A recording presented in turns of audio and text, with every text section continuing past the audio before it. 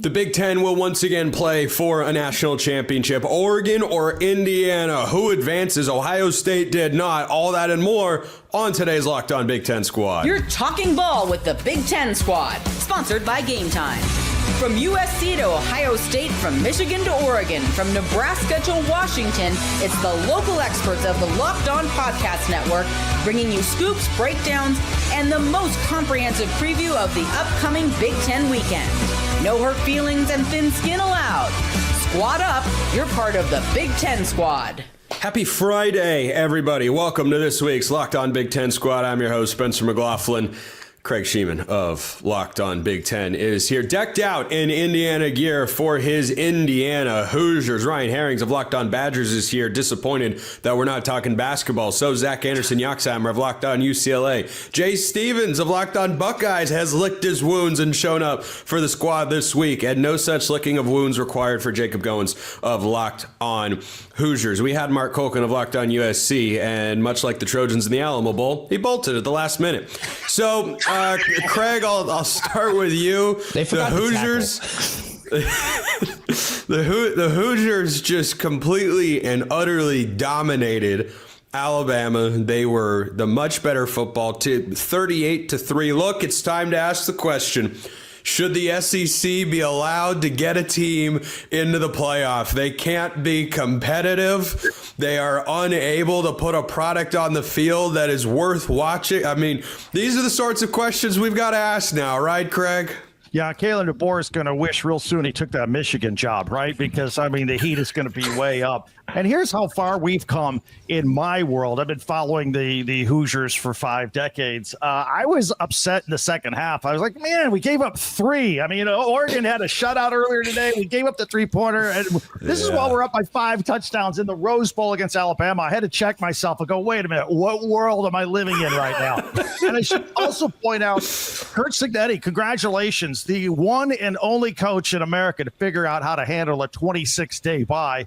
He's the first one out of 8 total coaches to figure it out. So congratulations to him. He is the best coach in America. It's actually 8 total games and 7 total coaches because Kirby Smart got bit by that twice in a row, which is hard to believe. You said Kalen DeBoer had some regret. Roman Tomashoff of Locked On Huskies is here. Roman, should he have just never left Seattle? I mean, honestly, yes. Like this was one of the things where even at the time it was so ridiculous to think about, because doing that 4 days after a national championship, he would have had all the leash in the world here. And now looking at just what the kind of fire he's been under since the moment he arrived at Alabama, like even if you want to take out that first season, what it sounded like all year this year. If he never left UW, this never would have been an issue. I think that he still would have been able to build a consistent winner here. And it was very clear that he was on the right track after going 25-3 over his first 2 years. And the fact that he was just kind of like, no, I'm going to go try to fill the shoes of Nick Saban it was just such a bad move on his part. Yeah, it can't feel great. I mean, they got better this year. They got to the quarterfinal, won a road playoff game. That's something. By the way, I got to bring in Jacob Goins of Locked On Hoosiers here, I assume is in a good mood. I would just like to say your team is a bunch of nerds. Who allows a point in a quarterfinal game? I mean, what were you guys asleep at the wheel or something? Well, if you forget, we put up 38 points instead of just 23, like some, Defense wins championships, my friend. Defense wins championships. Jacob? Several, actually. Yeah, several. Indiana. And how many points your defense allow? 3? Yeah, you remember the 30 mark, don't you, Spencer? You remember 30 or 30 plus? Yeah, just remember that number because it'll come up again in just about a week or so. Look, Indiana showed up and did what they did, right? They've done this all year long. And I was talking with some people throughout the week leading up to the game, and it was, Alabama's been here before. They've done it. They're just going to steamroll. Indiana doesn't know what they're doing, and this was not that at all. So, shout out to Kurt Signetti, the coordinators, the team. I mean, if people don't believe now, they never will. And I'm not saying you have to believe in Indiana to be a decade dynasty, but you better believe in them in 25 and 26 because they're the best team in America. Craig already said it. Kurt Signetti is the best coach in America. Fernando Mendoza is the best quarterback in America. And the Hoosiers have the best defense in America. Sounds like a winning recipe to me, guys. Yeah, and I got to tell you, the quote about the Alabama mystique was pretty awesome. Like he said, you know more about the mystique than the guys in my locker room do. They just know the tape. And then he went and just beat the crap out of him. Ryan Herrings, Locked On Badgers. Are you feeling Big Ten pride over there in Madison? I am. First of all, there's so many people here. Happy New Year, celebrating bowl season. Yeah, Ryan didn't get his car stolen. You didn't, right? Seeing Zach out here chilling about basketball. All y'all guys got bowls and playoffs. Hats off to Indiana. The remarkable thing with Indiana is they never have a bad day. They never seem to have a bad rep. They never seem to have an off night. They're always locked in. It's incredible. I will point this out. All these bum teams in the playoffs, Wisconsin played Indiana tougher than Alabama. That was 31-7. Yeah, good point. Moral victory. Oregon tougher than Texas Tech. I'm just saying. That statistically, just ignore the hurricane they were playing in, and that's true. All these bum teams making Better quarterback play, though. Mid to low tier Big Ten teams are playing these teams harder than SEC and outside forces. So let's give Wisconsin a little bit of love here. This schedule was ridiculous, and it's validated by how well these Big Ten teams are crushing opponents. Congratulations to both you guys, though, Spencer and Jacob, and the fan bases. No congratulations for Craig. Screw him. He doesn't count. Craig is decked out in Indiana gear, and you're like, yeah, congratulations, all you Indiana fans and anybody that's out there. Craig just doesn't exist. Mark Holken, Locked On USC. Tough one in the Alamo Bowl. I mean, TCU did have their backup quarterback, so, you gotta give credit to how tough that matchup was. But that defensive coordinator search, Mark, who's it going to be? So as one of the 2.5 people here in this room that has actually experienced a national championship, kudos to Indiana. What I am seeing from them, that reminds me of, and I know USC didn't actually win the national championship in 2008 because of the BCS, but that looks like the USC team from 2008. That defense is freaking amazing. And the offense just does what it needs to do because the defense is going to win the game for them, bottom line. To your question, Spencer, I think everybody feels the same way that Pete Kwiatkowski is the first man up for that job. From my understanding, he wants the job, and I don't think finances are going to be an issue. Now, if that doesn't come to fruition for whatever reason, I've given Chad Bowden permission to go knock on Brian Haynes' door and not leave until he comes back with him as the defense coordinator. You better stop right now, Mark. You better stop. No, I'm reaching that into existence. Yeah. By the way, you got to be careful, Mark. You can upset Roman big time by mentioning that it was half a national championship. Well, see, actually, I was going to ask if I was the half or you were the half, or if we were a quarter each, since we both seen our teams play for a national championship. I was really curious about that. No, I wouldn't say that Oregon has half a national championship. How could you even make that case just because they were statistically seen? I think he was referring. I don't know, Mark. You can answer the question here. I thought you were saying seen the team actually win. What year were you born, Roman? 1997. Oh, great. There's only 2. The team that will not be winning a national championship is the UCLA Bruins. I thought they had it. Thought they were going to do it. No, Zach, you're going to have to wait. Jay Stevens, what in the world just happened? I don't know what happened. That was the worst O-line play I've seen from Ohio State in the Ryan Day era. It was horrible. I have never seen guys at Ohio State literally get ran through their chest. And it's multiple guys that can't block. I get the running back trying to pick up a blitzing linebacker, and that one happened, but they got ran through the entire game. And I'm not even going to say like the layoff was an issue. They weren't going to beat them if they had a week to prepare. If it was week 14, week 15, they weren't beating Miami. Miami was more violent. They were more physical. Ryan Day says, trust your preparation. Clearly, they weren't prepared to play that day. They're lucky they only lost by 10 points. That was a horrible performance. It's time to ask the question, does Mario Cristobal live rent-free in Ryan Day's head? He's 2-0 all time. 2-0 all time. I mean, Yeah, I don't even know what to make of that. It's just a fact. Anyway, Zach Anderson, Yoxheimer, I'm sure you've been watching all these games. Clean haircut, by the way. Ron Swanson approved down there. How do you feel about Big Ten football right now and your new head coach, Bob Chesney? Pretty happy about Bob Chesney. You know, we've been talking more football than basketball on the show, so that's surprising in the middle of basketball season. But in terms of the Oregon game, we slept through that. Enjoyed the Rose Parade. You know, they should move the game back to 2. I don't know how you feel about that, Mark. Then we have the likes of Indiana treating Alabama like they were playing UCLA, right? In the Rose Bowl game. That's how I felt. It's like, oh, Alabama looks like UCLA playing Indiana. So that's how good Indiana is. That's how I felt 2 years in a row against the Hoosier buzzsaw. I believe when Indiana went to the Rose Bowl and played UCLA, it was actually a closer game than what Alabama just put on the field. Am I remembering that incorrectly, or am I right? Yeah, I don't remember the final score, but it was a lot to a little. Hold on. I think Indiana put a 40 burger on UCLA. I don't remember. 42-13. They lost by 29 points. Bama lost by 35. UCLA, man, they're on the comeback here. So we just don't talk about what happened in Bloomington. Here's what we've established in this first segment of the Big Ten squad. Wisconsin, UCLA, and sure, we'll say Washington would all beat Alabama. That's what we have laid down. We've all been held to that take. All 8 of us. Flame us in the comments. Wisconsin did play Bama this year, so we. What was the final score? It was a long time ago.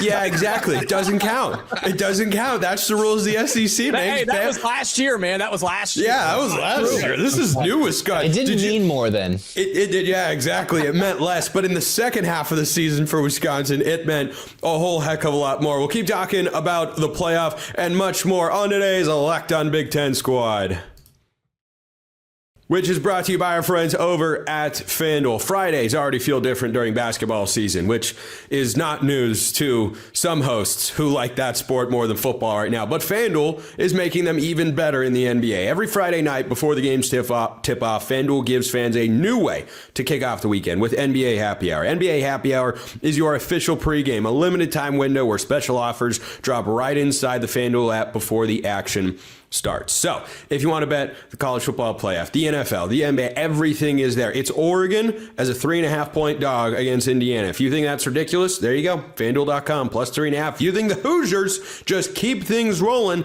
perhaps you think Indiana minus 3.5 is the side. And Miami favored over Ole Miss in the other playoff game. Whatever you want to bet, college football and beyond, FanDuel has you covered, including the NBA. Before tip-off, check the FanDuel app. See what's dropping during NBA Happy Hour every Friday from 6 to 7:30 p.m. Eastern. A little basketball, a little action, and a whole lot of Friday energy. That's NBA Happy Hour only on FanDuel, the official sportsbook partner of the NBA and, of course, the Locked On Network. Continuing on here on today's Locked On Big Ten Squad, dropping on a Friday, because we were planning it earlier in the week and realized, well, we usually tape this on a Tuesday or Wednesday, but all the fun stuff is happening on Wednesday and Thursday. We've got to let that all roll in. So, Craig, I want to go back to you here. Do you think Oregon against Indiana is going to produce the national champion? Yes, I do. And look, I want to talk about how impressive that defense was against Texas Tech. I haven't watched a lot of Texas Tech football this year. All I know is they score like 42 points a game. I hear how great they are, 400 yards of offense. And for Oregon to blank them like that was impressive, particularly coming off the JMU game where they gave up 34 points and 500 yards. And by the way, at the risk of derailing this show, which that's never happened on the squad before. No. I would like to go back because we didn't meet Christmas week. And I was very critical on my podcast, Locked On Big Ten, about the Oregon defense against JMU because of everything they gave up. And then I got a text from one of your minions that watched Locked On Ducks, and I'd like to share it with you and get to the bottom of it. It's from Doug. He says, Craig, what are you going to say when the Ducks beat Indiana in the semis? P.S. Spencer says you don't know what you're talking about. Go Ducks. Whoa! Wait, who's Doug? Doug from Eugene. I don't know. I got him on my comment section on YouTube. Okay, so as a comment, not a... Yes. Call you Doug from now on? Doug is Spencer's burner. Right? You do look like a Doug. When did I even look? I'll be. He would spell 100%. His name with two G's. He would be D-U-G-G. That's how he would spell it. I'll be 100% real. I'm on the air a decent amount. I don't remember every single word I've ever said. But when did I say that? I don't know. My only thing, hey, if any of you guys want to rip me behind my back, just spell my name right for SEO purposes in the Perhaps what he was referring to is my concern level about Oregon's defense out of the JMU game was a 2 out of 10. But, gee, thanks, Doug, for making me look like an a-hole. Just going around, Craig Shemon, what a schmuck. Guy has no idea what he's talking about there. It's all good. It's all good. I just thought I'd bring it up. As you should. This is a group therapy session, Craig. I got you, man. Nothing if not a group therapy session. I never feel therapized after I come here with UCLA football. That's all I'm saying. I mean, if that's the case after this season, Zach, haven't you needed therapy for like 10 years at this point? Not that long, but pretty soon. Okay, we're getting there. Chesney will change it though, obviously. So, Ryan, do you think the Big Ten is bound to win its third straight national championship? Yeah, I think Indiana is the best team left. And if anybody beats them, it's Oregon. I think the winner of this game wins the title. Really quick, while we're rolling back the carpet, I also have a comment from somebody from our show that we did, Spencer. Oh, boy. No, I'm kidding. Oh. I was like, wait a minute. We played like 2 months ago. I've been saving it. No, here's the thing, guys. Indiana still gets approached with a certain level of trepidation because they're Indiana. Dude, if you had taken all these performances the last 2 years and removed the Indiana logo and slapped a Bama logo, a Texas logo, a Notre Dame logo on what they've done, nobody would bet against them. They just housed Alabama. They went into Autzen and beat the Ducks. Like, this team's incredible. They're a steamroller, and if they had any other logo, nobody would be picking against them. I mean, I didn't pick against them against Alabama. Some folks did. I recognize championship football, and I'm telling you, this is an elite level right now, guys. Appreciate what you're watching. Mark has seen a lot of football in his day. That is true. Perhaps more than than the rest of us combined, due to certain factors that shall go unmentioned on this particular program. Goins, how do you feel about that proposition that the Big Ten will win its third straight national championship? It'd be a pretty crushing blow to the SEC country. I actually don't know the last time the SEC failed to win 3 straight national championships, which speaks to the high bar that they've set for themselves, but also that the Big Ten's adapted better to the new world of college football. Yeah, and Indiana's the perfect example of that, right? Because of how bad Indiana was before Kurt Signetti got here, before they invested with NIL, and they figured out that the transfer portal exists. And they have they were like the UCLA of the Big Ten. They were bad. They were really, really bad. But I think it being Indiana, because I do think they go on to win the national title, but it being Indiana to win the third straight for the Big Ten would just crush college football altogether, especially the Southeastern Conference. They don't know what to do. Alabama fans were silent on the internet after the Rose Bowl because they were just in shock. They don't know how to handle it. And the Big Ten has proven it is top heavy, yes, but it's just so much better than any other conference in the country, and it's not even close. And to Ryan's point about teams still not taking Indiana seriously, I don't think that happens against Oregon or in the national championship game if the Hoosiers get there, because you'd be stupid to do so, because it's all on film and they've proven how good they are in everything that they do. So I don't expect anybody, including Dan Lanning and the Ducks in round 2, to overlook Indiana by any means, because they got beat by 10 last time. Roman, I don't even know if I agree with Goins' note in there that, well, the SEC's deeper, but the Big Ten is better at the top. Like, I don't know. For whatever bowl season's worth, one conference got a better record than the other. By the way, Mark, USC not pulling its weight there. Not helpful. But anyway, Roman, go ahead.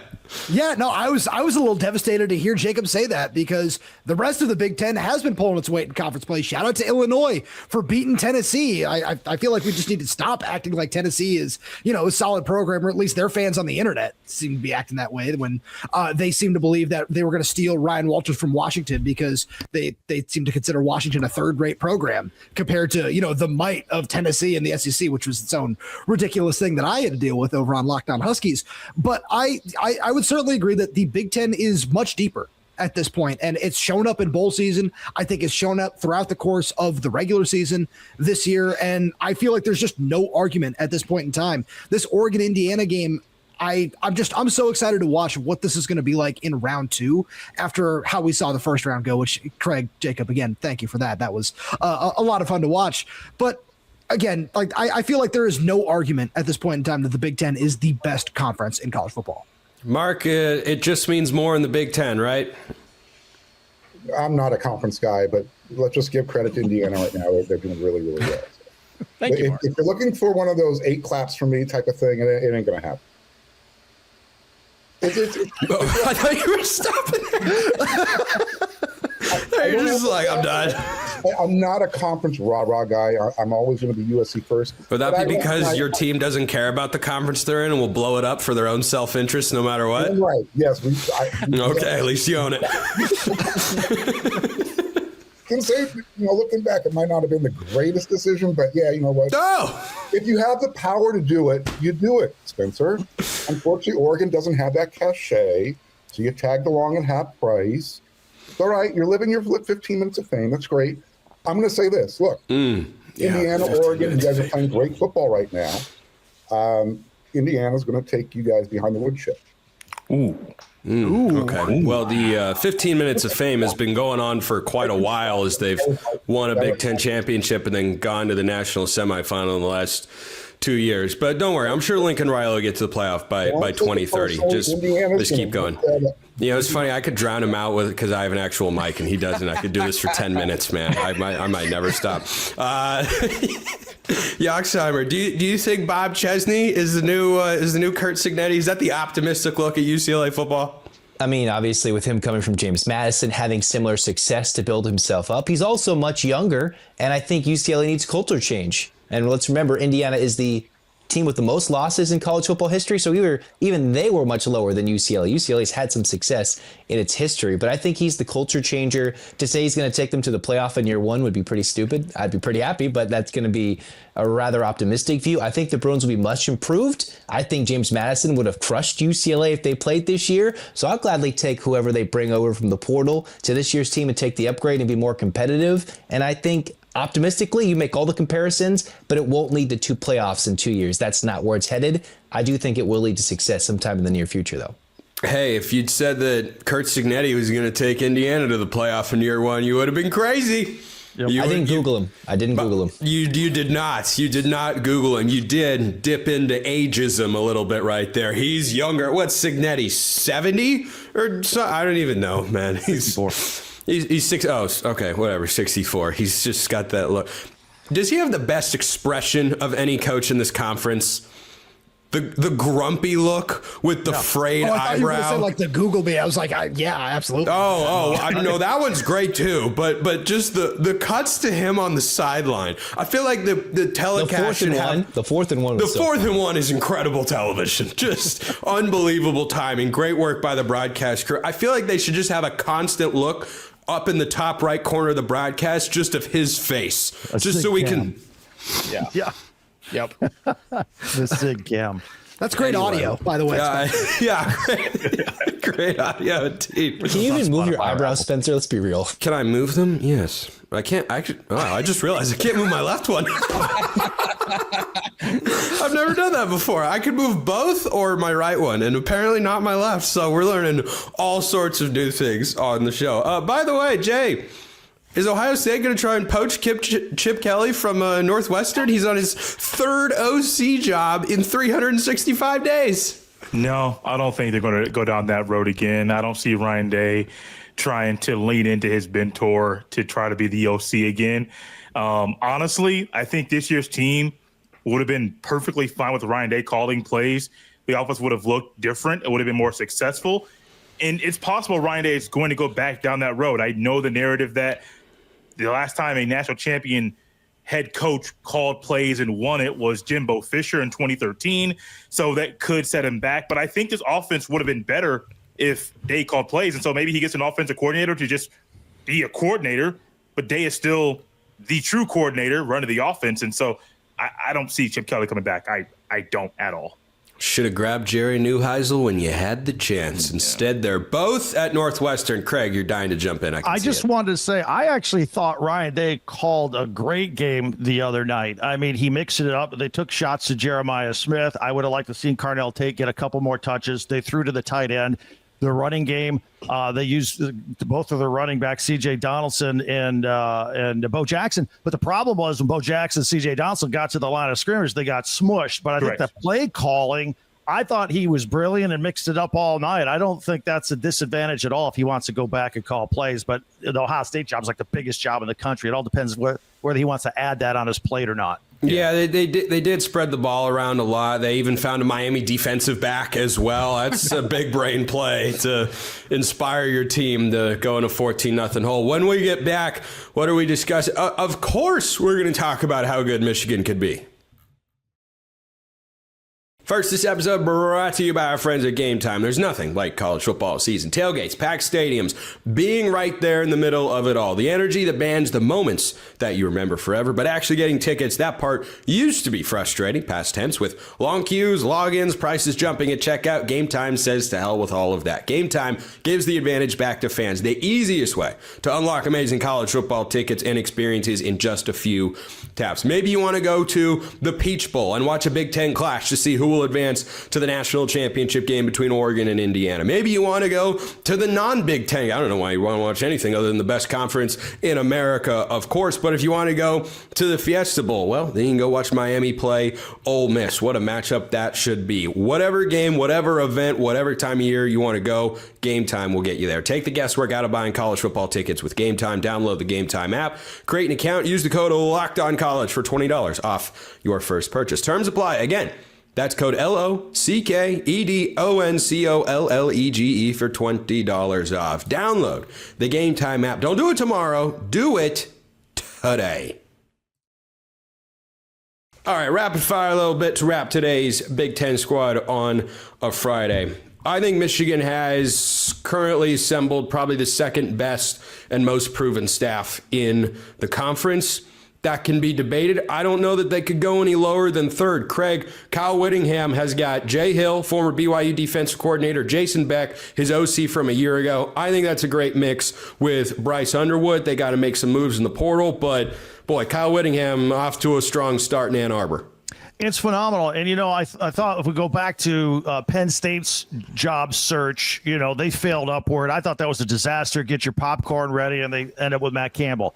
Then Michigan said, hold my beer. Our job search is even more disastrous, and they failed upward, and they got a great coaching staff. It all looks good in Ann Arbor. This is a good start. Now we'll see what happens starting, with the transfer portal opening right now and see what they do. They do need some help. Ryan? Love the Whittingham hire. Love the coordinators. Beck's in his 40s. He's young. He's really dynamic as an offensive coordinator. I think he's going to fit well with Underwood. But Whittingham himself is just a tough coach. That's what Michigan needs. He's won almost 200 games at Utah. I think that's a tremendous hire for them, despite, as Craig so perfectly said, hitting every pothole in the coaching hire road, it felt like. For them to end up with Whittingham is a home run to me. I think it's a great hire. Trent Condon of Locked On Hawkeyes is here with, 3 minutes left in the show. Why the heck not? Nice of you to show up, Trent. We do appreciate Iowa getting the win over Vanderbilt in the bowl game. That's a good look for the Big Ten. Game had one opt-out, so it did not just mean more in the SEC. Trent, we'll get to you. Are you driving right now? Yeah. I mean, some of us got to work during the day. I don't know about you guys. Okay, well, I mean, we love the energy to participate, but please don't die. That would take a dark turn here on the Big Ten squad. So, Goins, your thought on the staff at Michigan? Yeah, I thought the whole Whittingham stuff, and I still can't get over how it all went down in Utah, right? Just up and out in the direction that Utah is going, right, with the private equity and stuff like that. But I think it's a great hire for Michigan. I mean, he, like Ryan said, he's old school, he's hard-nosed, and that's exactly what you think of with Michigan. And I think he's going to do a good job. And look, I'm a believer that college football is better when Michigan is good. I think the Big Ten is better when Michigan is good. I mean, those are things that are important. Ryan doesn't like. Ryan, it's just disgusting. Ryan deep down is like, man, another staff that's better than Wisconsin's. What are we doing? Sorry, man. Really quick. Sorry, I know we're going. I love Jake. Jake Bowen is my dude. He's awesome. But like, who cares if the idea that the sport is better when a Michigan is good? Like, the sport has never seen higher ratings than this year, and Michigan sucked. I mean, they didn't suck, but my like no, Wisconsin sucked. My point is, the sport moves on regardless of who's good or not. Like, it does, but that's true. I just think Michigan. I mean, it just has the games like, again, Michigan, Ohio State. Not that it needs a bigger, aura to it, but when Michigan is a top 5 team and Ohio State's a top 5 team, and you got another team competing for a national championship in the Big Ten. I mean, it may sound crazy, but that's just kind of how I feel. I am more of a conference guy. That's because you are crazy, and we all know it. Jay, does Kyle Whittingham scare you? Scared? No, not me personally. It may scare Ryan Day. Just thinking clip it. Clip the soundbite. Go ahead. I think the Rose Bowl thing from when he was at Utah and how Ohio State's defense looked horrible, and it took a field goal late for them to win the game, even though Njigba broke records, Rose Bowl records in that day. I think Ryan Day thinks about that. I mean, as odd as it sounds, it's very similar to Mario Cristobal and what happened in the whatever bowl game they lost, the Cotton Bowl. I think Ryan Day remembers games from when certain coaches that he's played, and I'm very curious about how Ryan Day views this. Me personally, taking the Ohio State hat off, I think it's a good hire for Michigan because they need somebody to come in to provide stability to the program, somebody that does not have issues or cheating scandals tagged to their name. But I think for the Ohio State side, they better figure out stuff on the interior, because if they don't figure it out, that game Thanksgiving weekend could be ugly. By the way, your hat is still on, but we'll leave that. We'll leave that as it is. Trent, care to weigh in on the Michigan staff for your one and only thought here on the squad? Yeah, I think I have questions. I think more questions, and certainly, and I haven't heard all your guys' takes at this point in time. But Whittingham, he's going to lie on the injury report. We know that already, and it's going to be different for him on this front. Let's just hope that Bryce Underwood, if he does stick around, that he's not banged up, because that is going to be very difficult for us degenerate that are jumping on our FanDuel app and trying to figure out how to bet on Michigan in this one. But it's very simple for Whittingham. When he doesn't have a quarterback, his teams aren't very good. Now that kind of goes with everybody to a certain degree, but I have some concerns on this one. I don't think it's the home run that a lot of people are equating. I think it'll be solid, it'll be good, but elite, that's what Michigan wants. I don't know if it'll be elite under Whittingham. Roman, thoughts? Yeah, I kind of have to echo a couple of things that Trent said, where I think this is a really nice, stable hire. He's going to give you a high floor, but I'm very curious to see if he's going to do anything about the ceiling, because we know that Michigan's ceiling is national titles, but I'm kind of not completely sold on that with Kyle Whittingham. Yeah, he's 11-6 in bowl games, but can anyone tell me the last bowl game that Kyle Whittingham won? Yeah, it was the dang it. I know this, but I don't. Give it to us. Dang it is not a bowl. I'm sorry. There's a Cheez-It bowl, but not a dang it bowl. It's the 2017 Heart of Dallas Bowl. He has not won any of the real big games, if you want to throw the Alamo Bowl into that sorry mark with USC. The last 2 Rose Bowls have certainly not gone his way. I'm very curious to see if he can actually get over a true hump and win some bigger games at Michigan. Yeah, tough record. A lot of them. Tough record in some big games, but Mark, he's got a Pac-12 championship to his name. You remember that one at all? So Michigan, at least he's not a Michigan man, which is, I guess, a good thing in this day and age. He's a solid hire. I think his 2 coordinators are really going to help.